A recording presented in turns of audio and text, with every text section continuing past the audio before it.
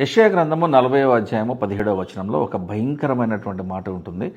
ఆయన దృష్టికి అనగా దేవుని దృష్టికి సమస్త జనములు లేనట్టుగానే ఉంటాయి. సమస్త జనములు 800 కోట్ల మంది జనాభా దేవుని దృష్టికి బ్రతికి మనం కనిపిస్తున్నా లేనట్టుగానే ఉంటాయట.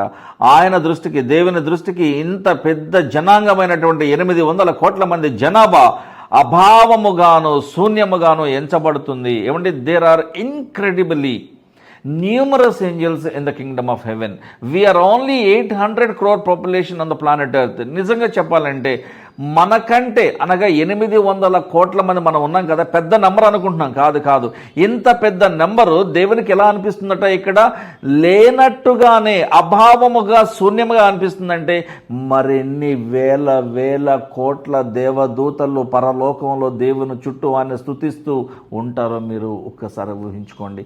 800 కోట్ల మందే లేరనుకుంటే అందులో నువ్వెంత నేనెంత. దేవునికి విధేయత చూపించిన వారికి ఆశీర్వాదము లేదంటే శాపము తప్పదని దేవుడు హెచ్చరిస్తా ఉన్నాడు.